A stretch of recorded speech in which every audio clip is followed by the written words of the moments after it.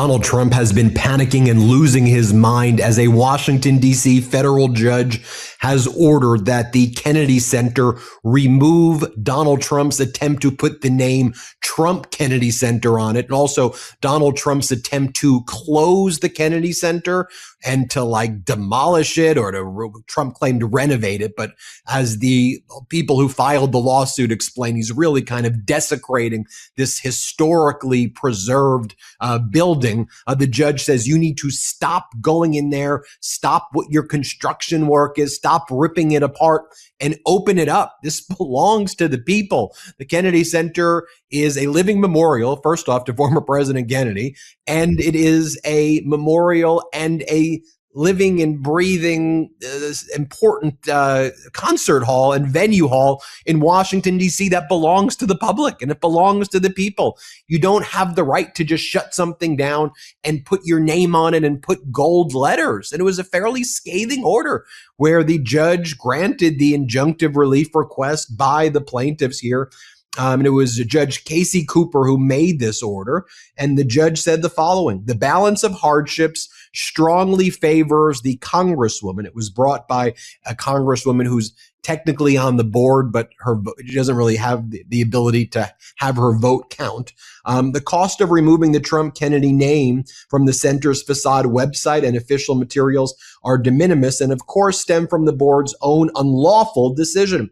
The defendants have pointed to no public interest that would be deserved by permanently enjoining the renaming, and there is generally no public interest in the perpetuation of unlawful governmental action. In sum, the court rules that the representative Betty is entitled to a permanent injunction prohibiting the defendants from effectuating the formal renaming of the Kennedy Center in honor of President Trump unless they receive Congress's approval to do so.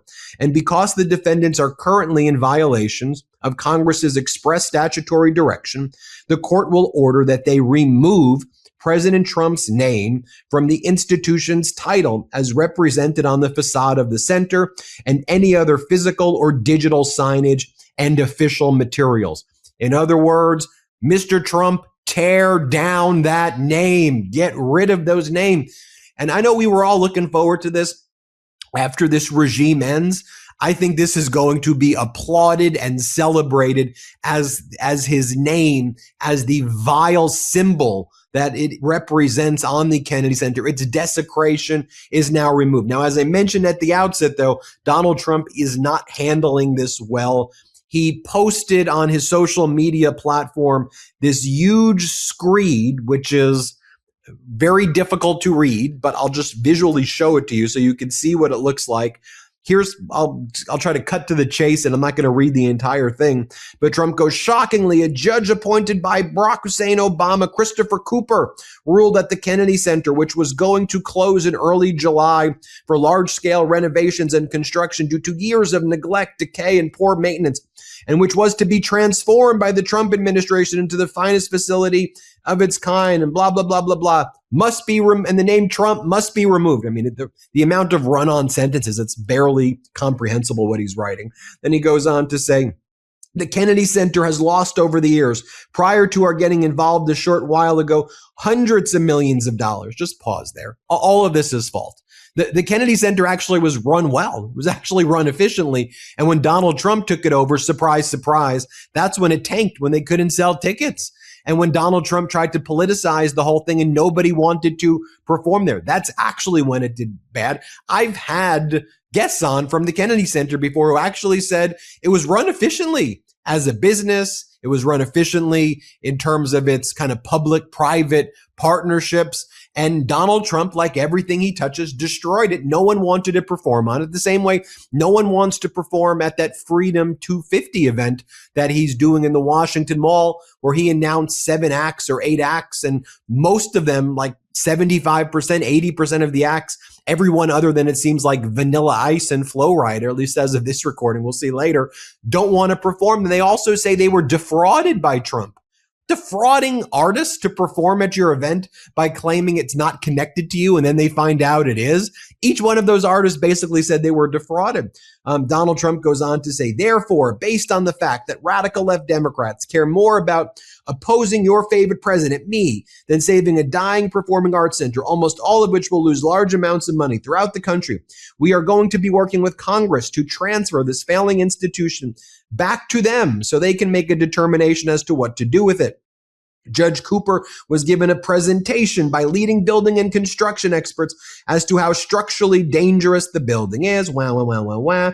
Then Donald Trump goes on to say, unless I am free to do what I do better than anyone else, bring this institution back physically, financially, and artistically, I have no interest in continuing what could be a hopeless journey into never, never land. There has never been a president of the United States who has been treated so unfairly by the courts as I, but that's okay. I will continue to do what's considered to be a great, great job for the wonderful people of the country. I've instructed the Department of Congress to make all the necessary arrangements with Congress to allow a full and complete transfer of this institution, giving them responsibility of its operation, maintenance, and management. Thank you for your attention, Donald J. Trump. Let me bring in Harry Litman from the Talking Feds YouTube channel, Substack, and podcast.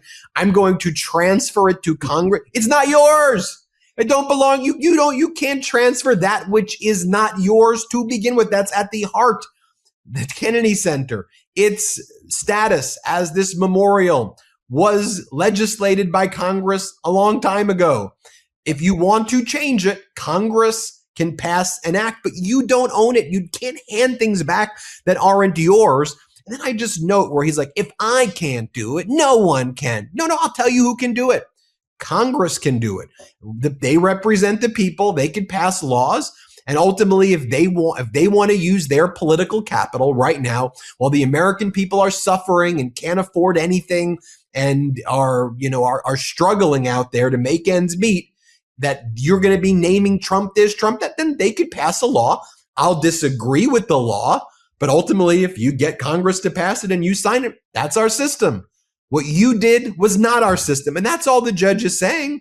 The judge on all of these cases, Ballroom, Kennedy Center, slush fund, whatever, go to Congress, get a law, sign it, but you can't do end runarounds. Harry, this has been a week of massive. Yeah, man, he's taking it on the chin repeatedly, right? And you're totally right now. He's basically saying, I'm going to take my ball and go home, except it's not his ball. He never had the ball.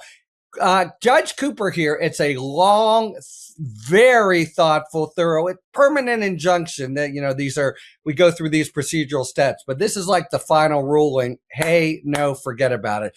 And of course, Trump's response, to the extent you can try to decipher his doggerel, is, factually dubious, but also completely irrelevant. He said, I could have done it better. Only I can. They're harming your favorite president, capital M, capital E, me, and I'm taking my ball, which isn't his, and going home. But you're so right, Ben.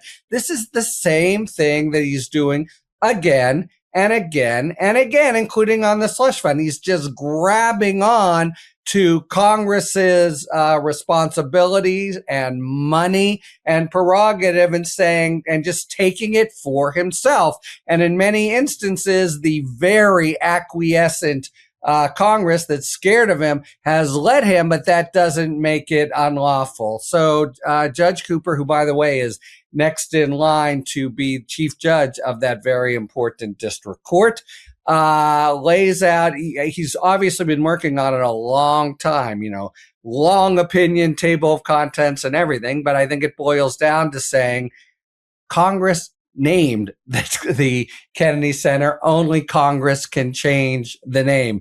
You can't go around, as much as he's trying. I mean, this is part and parcel, right, of the whole Trump imperialist beautification project. I'm going to put this here and my name there and change the reflecting pool. It's for Congress to decide. When will you get that through your thick mug?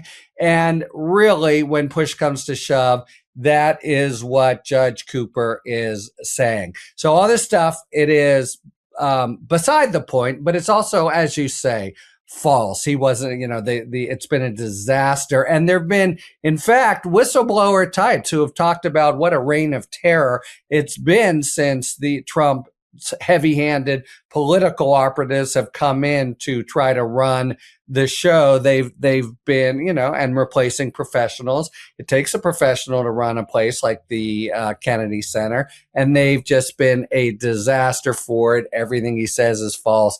And, I leave it to the wise heads of the Meidas Mighty and the Fed heads to evaluate that he's the best person in the world to decide how to run this museum. We have, by the way, seen a complete exodus of artists.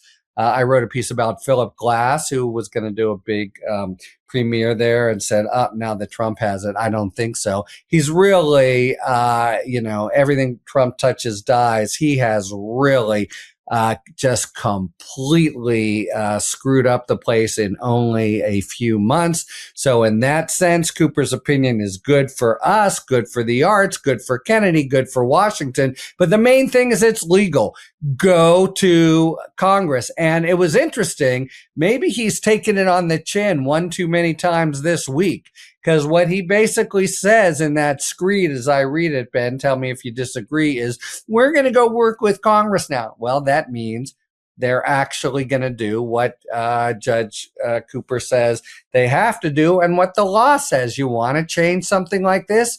Take it to the people's representatives. The very same answer, by the way, that applies to the grotesque ballroom and the huge slush fund, all that stuff. He bypasses Congress again and again and again. He's getting pushback from Congress now, but as you say, a few different, maybe it's a coincidence, but man, it would be a round with, a 10-8 round, if I can use boxing terminology, what's happened to him this week. And it's really being called out for his basic dereliction of duty, trying to steal from Congress, jump in and weed in their garden, and not do his own job of taking care that the laws be faithfully executed. So you'll see an emergency appeal, blah, blah, blah, blah, blah, blah. But this is a solidly constructed opinion by a well-respected judge on both sides of the aisle. And in fact, his vainglorious ambition of remaking the Kennedy Center as a testimonial to Trump, the emperor, I think is really not one of the first ones that are now going down. Everybody make sure you hit subscribe here, but more importantly, subscribe to Harry Litman's YouTube channel. It's called Talking Feds. So search Talking Feds on YouTube right after this video concludes. Then, if you want to do me an extra favor, when you see the next Harry video, say Ben says hi. So let's test that. Let's test that. We'll see. Because you have a mere, almost 7 million followers. So, yes, please. Meidas Mighty. Ben says hi. Thanks, everybody. Hit subscribe as well. Thanks for watching. Be sure to add the MeidasTouch podcast on Apple Podcasts, Spotify, or wherever you get your podcasts for new updates every single day.